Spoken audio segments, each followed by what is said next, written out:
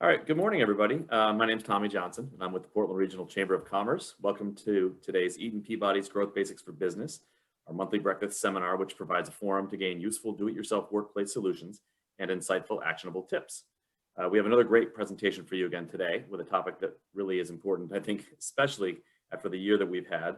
It's titled Managing Conflict in the Virtual Environment, presented by Kim Anania and Debbie Olkin of KMA Human Resources Consulting. KMA has been a strong supporter of the Growth Basics for Business for the past several years, I think even going back to when it was called Growth Basics for Small Business. And we're very fortunate to have these two talented presenters today. Like all the Chamber's signature events, today's presentation is free, and it will be recorded and made available for free replay on the Chamber's website and YouTube page. To keep up to date on all the Chamber's news and events, please visit our website, portlandregion.com, and check out our events page and sign up for our weekly email newsletter. Now, before we get to today's presentation, I'd like to ask you to mute yourself, and if you wish, turn your camera off. If you do have questions for our presenters, please type them in the chat, and I'll relay them to both presenters throughout the event. Now, at this point, I'd like to acknowledge our presenting sponsor of Growth Basics for Business, Eaton Peabody. For the past 3 years, Eaton Peabody has been the exclusive sponsor of this series, and I'd like to invite friend and marketing manager Nate Levesque to say a few words. Thank you, Tommy. I want to thank everyone for taking the time to join us today. I'm a huge fan of these events. I think I've attended every single one of them, and I always learn something new. So I'm really looking forward to learning a thing or two from Kim and Debbie today. For those of you that don't know Eaton Peabody, we are a full-service, Maine-based law firm with more than 50 attorneys serving Maine clients from offices in Augusta, Bangor, Brunswick, Ellsworth, and Portland. We assist companies of all sizes. So whether you're established and looking to grow or just starting out, we can help with all your legal needs. To learn more about our services and the industries that we serve, visit our website, eatonpeabody.com, or follow us on Facebook or LinkedIn to stay up to date with legal updates and other future presentations. Thank you.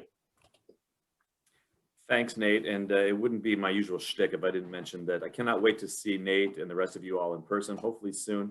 I say this every time, I'm going to mention it again. Nate throws the best breakfast spread. So when we do these events live again, I encourage you just to show up for the snacks because Nate puts out quite a spread. But without any further ado, I'm very pleased to introduce our presenters from KMA, President and CEO Kim Anania, and Business Development Director Debbie Olkin. Thank you. Thanks so much. We really appreciate having the opportunity to speak to everyone. As Tommy said, I'm Debbie Olkin. I handle business development and sales for KMA for the last 6+ years. Just a real quick recap of KMA and what we do. Really full service HR consulting and recruiting firm serving Maine, New England, and actually now nationally. We've been in business for 14 years. 3 segments of our work really, HR guidance and policies and handling really everything that comes to an HR person or a CEO. Full service recruiting, everything from job strategies to offer letters and everything in between. And compensation, again, everything from looking at one position to a whole salary scale. So really full service HR, handling clients in virtually every industry and every size. So there isn't much we don't do, but if we don't do something, we'll figure out somebody who can help you. Again, thank you. And now, of course, I'll introduce the one and only Kim Anania, who has created KMA. Good morning, everybody. It's so wonderful to be able to present to you. Thank you so much to the Chamber for creating this opportunity, and also, of course, Eaton Peabody. We couldn't do this without wonderful sponsors like them. And it's so wonderful to see some familiar names that I haven't seen in a year. So thank you for signing up as a presenter. Sometimes you go, oh God, I hope someone finds this interesting. And when we do presentations, for me, it's really about, I hope you can take away 1 or 2 things. After the presentation, Andrea will be sending out it to you, but also we pulled together a workbook of models to help you with difficult conversations, and hopefully that will be a good toolbook for you guys to use going forward. Also want to let you guys know that this has been approved for 1 SHRM credit. So if you're interested in cashing in on that, let Debbie know and she'll give you the code after. And I created KMA because I felt that I never had the resources as an internal HR person to help myself. And I was always drinking out of the fire hose, and I never had the opportunity to sort of get 2 steps ahead. And so I really enjoy doing these sort of seminars because I feel like it's good content that's helpful to you all. So I will offer that if you have specific questions that really aren't appropriate for this presentation, feel free to reach out to myself or Debbie at any point after. Happy to talk through things with you. So with that being said, we'll jump right in. Andrea, we're ready for the next slide.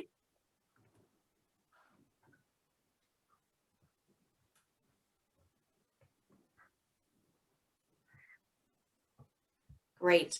So what we thought we would do is just sort of define what is a situation of conflict. And sort of the definition is it's any situation where the needs, wants, or perceptions of others may be very different than my own view. And I think the most important part of the conflict is that opinions, feelings, and emotions run strong due to these differences. And that's really what makes conflict hard. Next slide.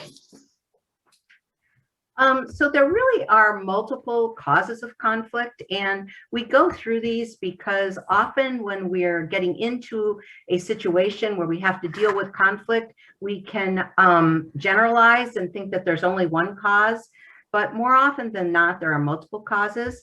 So some psychologists that put this together, I guess I'll give them credit, Art Bell and Brett Hart. I don't know them personally, but I love this list. There are 8 sources of conflict causes. One can be conflicting resources. There may be limited resources that are causing the conflict or exacerbating a current situation.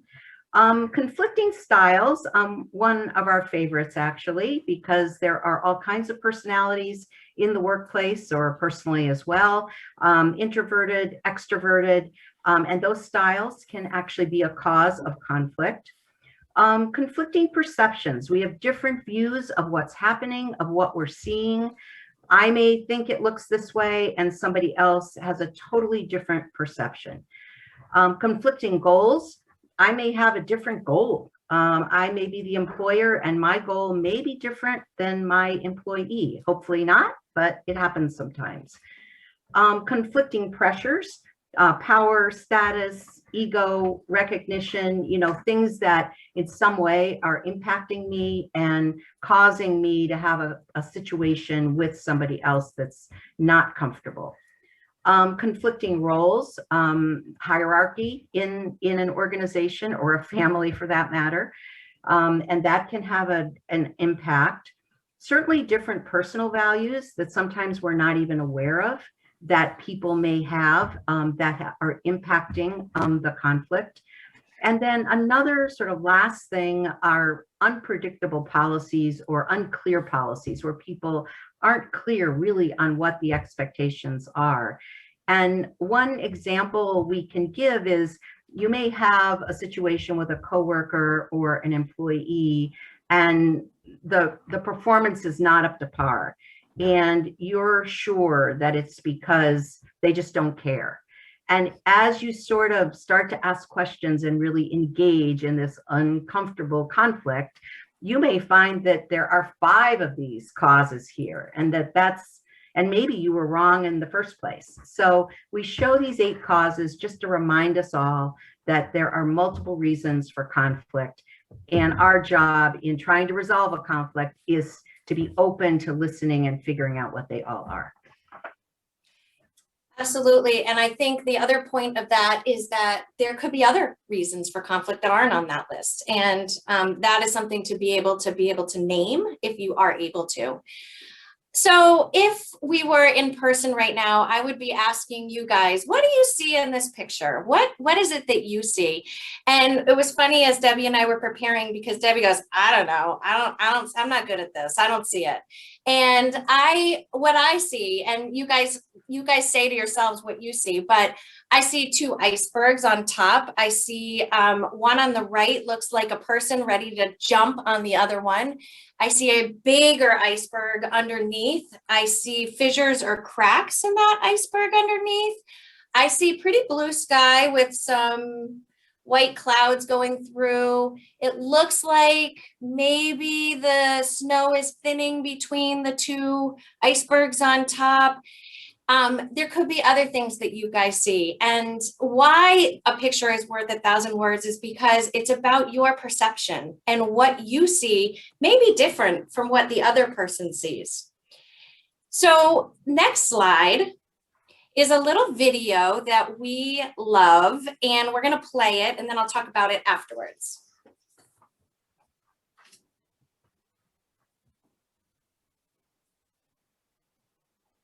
Just get the sound going. We're pregnant! Honey? Oh, you're speechless, right? Wow. Way to step up there, Rick. So the beginning of this video was cut off a little bit, but it's this wife calling her husband saying, with the greatest news in the world, that they're pregnant. And his call, he can't hear. Remember that old one? Can you hear me now? Well, he can't hear, but as you can see from the video, he's jumping for joy. He's so super excited, but she can't see him. And she's thinking, oh my gosh, he's not excited. And he is super excited. And the point of this is that her perception was, because she couldn't hear him, that he wasn't excited. And so because she couldn't hear him, she filled the silence with her own story. And I think it's really, really important to think back and be honest above the line here. How many times you have done that when you maybe have thought, why haven't they called me back? Or they just walked by me in the hall and didn't say anything. You're filling stories in your head around what you think might be the story. And it's really, really important in a situation of conflict to really check that and ask some really good questions. So we're gonna go to the next slide. And ways to check your perceptions is really, and this is hard, it's practicing restraint and refraining from making judgments about behaviors of others. I have a funny story about this. I was driving one day and well, you guys are gonna know, do not joke with me either if you ever see me, but I hate spiders. They freak me out. I don't like them in any size. I don't like how they just drop, and you never know when they're just gonna drop. And I was in the car driving and a spider was on the dashboard. And so I was freaking out, and I'm sure I was driving erratically. All I wanted to do was kill the spider, but I can't do it with my bare hand because I just can't bring myself to do it. So I'm sure the person behind me was like, what is that lady doing? Because I'm starting to back up and I'm going like this and I'm driving all over the place. So they might have thought, oh my God, that woman's drunk. Well, really, I was just scared of the spider that I was in the car with. So a silly example, but practicing restraint from making judgments you really don't know until you ask questions about what you see. And when you ask a question, listen to what you hear, because often when you're asking the question, you still have that judgment in the back of your head and you still be maybe a little tainted. Ask people what their intentions are. Again, don't guess.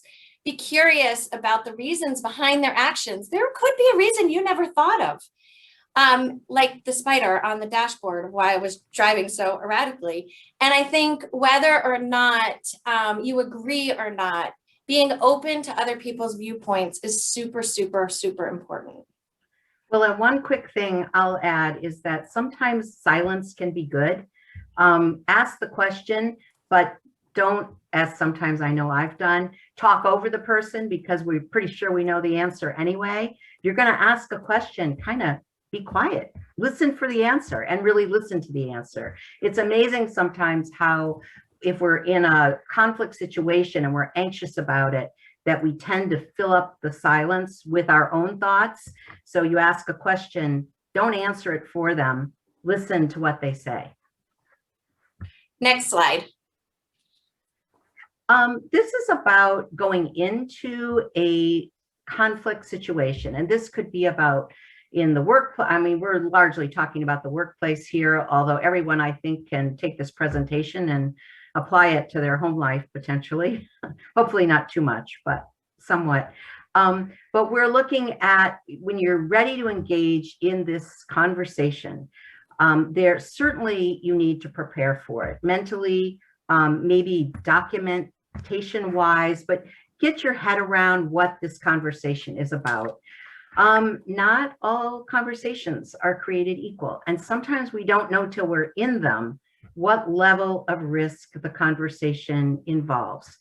Low risk is I'm somebody in the workplace and I need to deal with or handle a situation with an employee, let's say, and it's a simple situation and I think it's low risk. I really don't have to worry about something else happening during the course of the conversation, all the way up to high risk where I need to call an expert for help. So part of this sort of risk assessment is that maybe the example is I'm going to talk to Joe about being late for the third time. We've talked about this before. I'm annoyed. He's late again. I think when I go into it, I don't have to prepare very much. Basically, I need to tell him, this is the third time you've been late. We really need to get this in check. It's affecting other people. What's going on, right? Or is there a problem? Is there something we can help you with? But it's not really okay to be late now a third time. So I might think that's a low risk situation, and it might be. He might just say, I have car problems and I'll do better next time. And you're finished with the conversation. You document it, which we'll talk about later, and you're good to go. But you could say this, the same situation could be saying to Joe, this is the third time you've been late. And Joe says, well, I have a medical condition I haven't told you about. I believe it's been exacerbated by work. I didn't want to file a workers' comp claim because I was afraid of retaliation. And oh, by the way, my supervisor has been talking about my condition in front of other coworkers and has been embarrassing me. So that's why I've been late. So you're like, that's a perfect example of starting a conversation and then it quickly segueing into something that's more complex and probably involves some other resources to be brought in. So there's nothing wrong with, once you've started to engage in this respectful, asking questions, listening to the response procedure, to say basically time out. Thank you, Joe. I had no idea. I thank you for sharing. And you might obviously say some other things as well, but it's fine to say, I need to think about this or consult internally with my manager, or maybe call someone externally like KMA or Eaton Peabody or somebody else. It's really okay to sort of take a time out and say, all right, we need to talk further about this. So that's kind of an example of this low to high risk area when you're engaging in a difficult conversation that you need to be ready for if it goes down that road. Kim, do you have anything to add along those lines? Is that? I don't. I just think, well, yeah, of course I do. So what I would say All right. is that sometimes whoever's having the difficult conversation feels like they need to figure it out on their own. And I think you've done a nice job, Debbie, of saying that there is other help out there, and you should get that, because you could get yourself into a worse situation if you don't use the resources around you. And that's all I wanted to say. So next slide. But before I talk about the risks of avoiding, Tommy, do we have any questions? I know we're going to jump in, but I just want to check. No questions yet. Okay, thank you.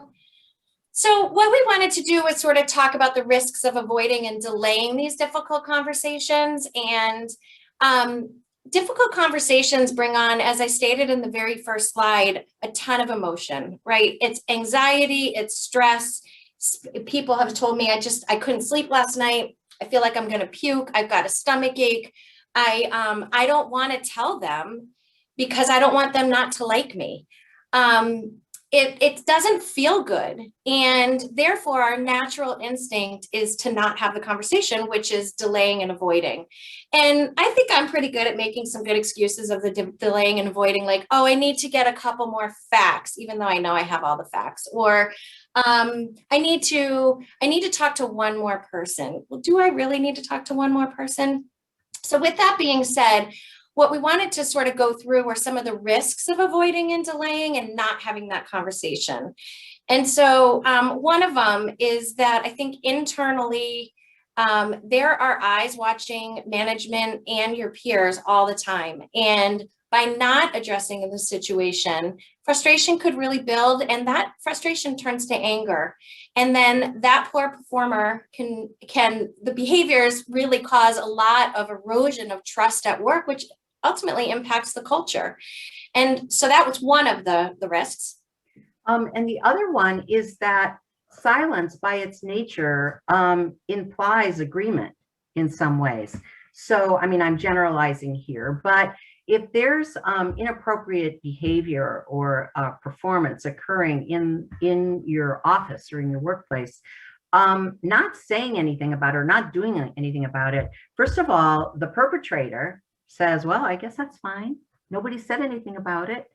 But worse in some ways is that the entire group of peers or coworkers or other supervisors are all feeling the same way. And not only then do you have sort of tacit agreement that, well, that must be okay, but it also can be a slippery slope into other behaviors or performance issues that maybe are even worse, because obviously nobody is talking to he or she about that inappropriate behavior. So the silence really can be more dangerous than just, kind of sucking it up and having that difficult conversation, because it actually can be worse to let it go. And there's also the, and then it also gives the perpetrator, they didn't care, I can do it again. And then the other is that employees think that management really doesn't care, and that just isn't good. There are also some legal ramifications, right? So if this were to go to court for any reason, and you did delay, the other attorney is going to ask, why did you delay? You did this, this, and this, but you didn't do this. Why not? And it was really just because you might have been afraid or uncomfortable. So ready for the next slide. So part of this presentation is talking about managing conflict in a remote environment, and quite honestly, how you manage conflict may be a little bit different in a remote environment, but the sort of building blocks are all really, really the same. I can just be the first to attest that I am so fatigued in so many ways, virtually, physically. I have less patience than I ever have before. And I can barely handle sort of the tasks I have to do now, but to have to add in dealing with conflict is tough. And so it's a whole different mental game in this virtual environment that we're in. Well, and when you're getting ready to have this difficult conversation, you do have to manage the technology. We're all pretty good at it now, but it still can create havoc. And so you're ready to have this difficult conversation. You haven't seen this person in person maybe for 6 months. And there you are, you're on mute. And, it's interrupting your flow of having this conversation. The sound isn't quite right. God forbid your Wi-Fi goes out from wherever you're working and the person freezes in the middle of this awful conversation that's difficult for both of you to deliver and to hear. And that creates a whole nother challenge. If you think about it, 2 years ago when you're having this conversation, it might have been uncomfortable, but you were sitting across from each other in a conference room and you could read the body language. Nobody was freezing. They might have been, but not like that, right? And you could hear them clearly. And those weren't getting in the way of dealing with this issue. But the technology really can get in the way, and it can cause another burden, if you will, to having this conversation. And there's no more water cooler talk, right? So after having a difficult conversation, I think sometimes more important conversations are the follow-up. So we just had the hard conversation, but a couple hours later, popping into their office or saying, can we just clean up the mess that's going on? And you reacted a little bit differently to how I thought you were going to. Where did that come from? And sometimes the situation gets resolved after the fact, but now you just hit leave and it's done. It's just done. It's done, which then goes to my patience thing again, because then you're stewing about it for hours and hours and hours. Go ahead. Oh, no. Well, I was just saying that remote environment and its impact on these conflicts. I mean, that with that is also the fact that everything we're doing anymore is scheduled. It's not that sort of happenstance. You're at the cooler, you're on your way to the restroom or whatever, and you say, you know, we really need to talk about that. In the virtual environment, it doesn't happen quite that way. It's sending an invite that hopefully the person accepted, or maybe they didn't accept it, and then the silence was deafening, and it's like, why didn't they accept that meeting, right? So the virtual environment really has created a lot of challenges. And then us also, the flexibility thing, and we're hearing a lot of this from our clients now. It's more about how do I get people back to work, but that's another presentation. But I think understanding the flexibility that's needed. You may have had a scheduled call with somebody to deal with a difficult conversation, and they found out their child had to quarantine, and now they need to help them with remote schoolwork because they're a first grader and can't do it on their own. So there's this understanding of flexibility that we've had to be more patient than ever. The flip side of all of this is maybe it's easier and it's an advantage for some people, because if you are conflict adverse, which I think generally most of us are, you don't ever have to see the person again. And the conversation's done, and you kind of can move on with your day. So there are some potential advantages, I suppose, as well. And then lastly, you know, when we're thinking about conflict and how much we don't want to deal with situations like that, but knowing we have to, I mean, the metaphor really is like this this ember that's just out there, where a lot of us have fire pits now because there's not much else to do. And you see those embers and they're just there. And then all of a sudden somebody throws a wad of paper on it or some more kindling or fat wood, and poof, you know, there it is. And that really is what these simmering conflicts are all about. I mean, they're still there. Those embers are still there. And if you're not dealing with it and you have 5 excuses why you're not, the risk is that somebody's going to throw some fat wood on that thing, and it's going to be a big fire. Next slide. So I mentioned in the beginning, Andrea's going to be emailing you guys a sort of toolkit of models that could help you have a difficult conversation. But what I thought we would do is just kind of go through quickly 2 of my personal favorite models. And the 2 models are what we call the Comm Model and just a basic check-in sheet. So next slide, Andrea.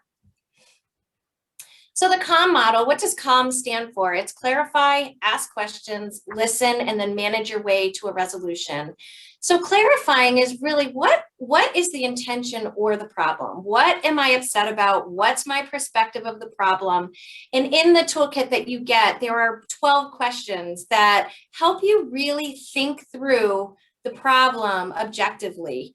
And it's your problem, but also their problem. So how clear am I on what the other person's intentions are?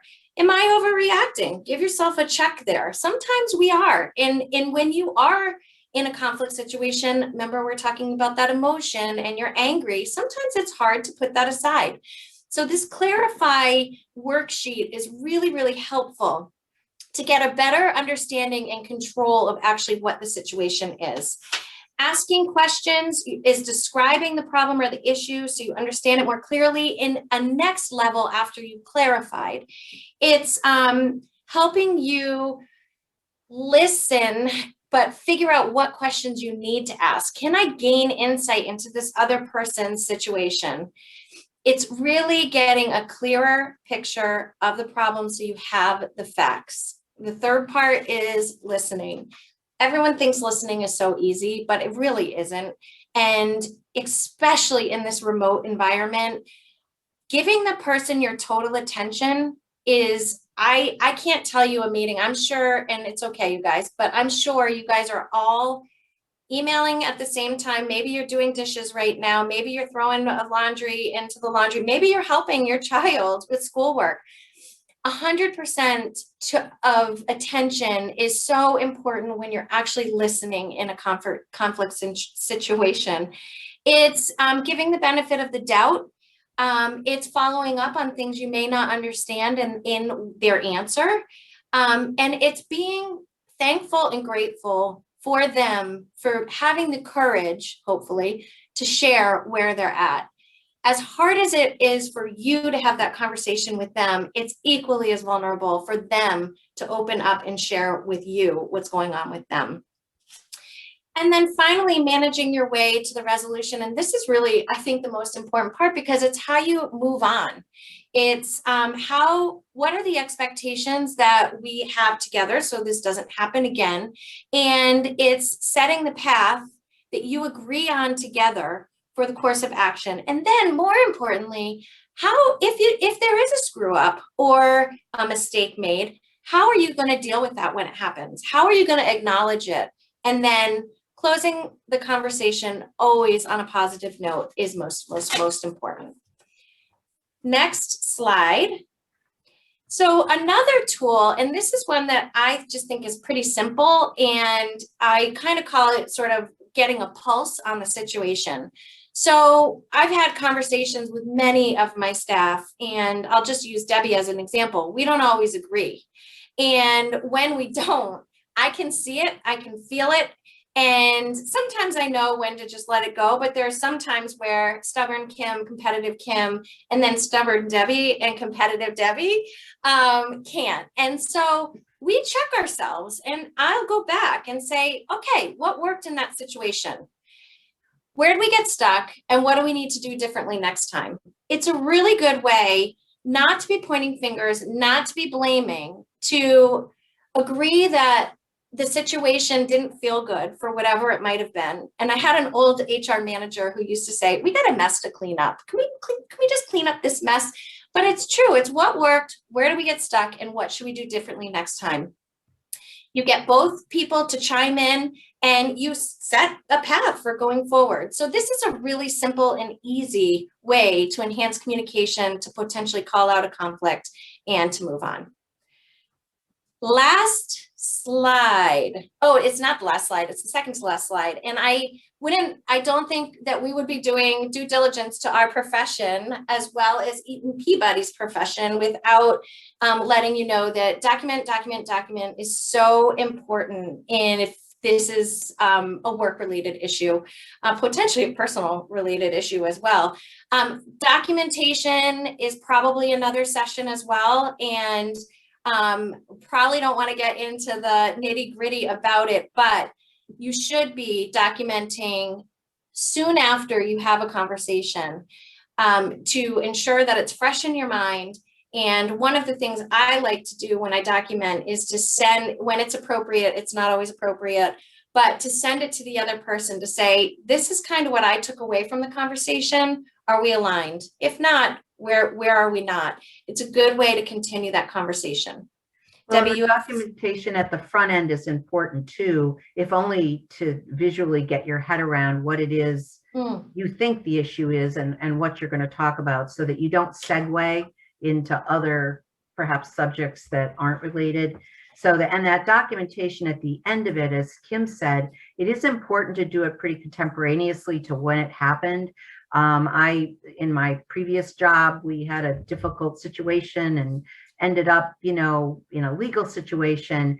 And it was relevant that the supervisor documented the conversation like a month after it happened. And that was evident from a timestamp.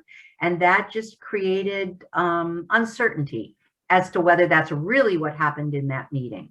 So it is important, if you're going to have these conversations, dedicate the time for the prep up front, the time to listen and ask questions and assess what's going on with the other person, and then to, in that same time frame, document what happened. That's the best way to protect yourself if anything kind of goes south after that. Hopefully it won't. I think a question just came up.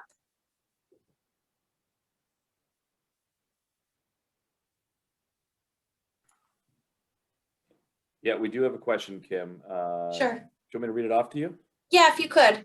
Yeah, so an employee has disturbing political content on their personal media, distressing to coworkers. They created a new employee policy concerning social media, and the employee made her online accounts private. However, the other coworkers cannot unsee the old content. If we decide to terminate the employee in the future due to ongoing interpersonal strife due to the past online issues, how can we do this legally? This is an at-will employment. Ooh, that one's packed full. And I'm not trying to avoid, but it might be best for us to have a conversation after because there's a lot of implication there. And that's a big one. That when on our risk scale, we're over at high risk. Debbie, what's your take? Well, my take is that I would document the information that you do have that is there. And I would get that in a format that then I could consult with an expert. And I probably, as much as, KMA Human Resources Consulting, we deal with employee relations all the time. And often we work with the client at the front end. But in this case, if it was going to end up involving a termination, we may very well recommend that your employment lawyer, or we can recommend employment lawyers, that somebody else tag team with us to address the issue. Because this one, as soon as you end up looking at a termination, I mean, it really is the capital punishment of employment. So it's talk about risk. It is the highest risk thing that's going to occur typically in a conflict situation.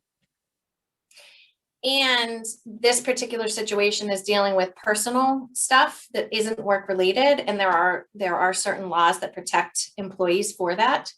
And it's interesting you bring that up, and I just want you to know that I actually have worked with 2 clients on a similar type issue of the political nature getting involved in the work, which the employer was feeling really didn't have a place. So you're not alone there.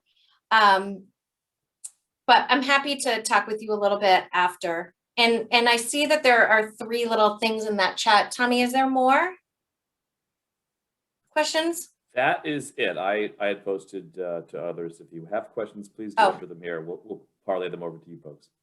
Yeah. So I think as we just wrap this up, it's conflict has always been in the workplace. Now we have to deal with a remote environment, which we, have seen can create new challenges to navigate. I think for us to all take a step back and know that everyone has a certain fragility now, there's a certain vulnerability. Checking your own emotions and trying to be compassionate and understanding on the flexibility needed on both sides, both the employer and the employee. Debbie, anything else you want to add about the conflict part? Just to follow up on what you say is that often we talk about flexibility from the standpoint of the employees, and that's wonderful. We want to treat our employees well. But don't forget also the employer, they have a business to run. They're hopefully going to keep their business vibrant so that people have jobs. So there is a mutuality here of vulnerability, that it's not just on one side. Everyone has experienced the last year from different perspectives, but it is, I think, a vulnerability and fragility that Kim indicates that requires additional understanding on both the part of the employer and the employee.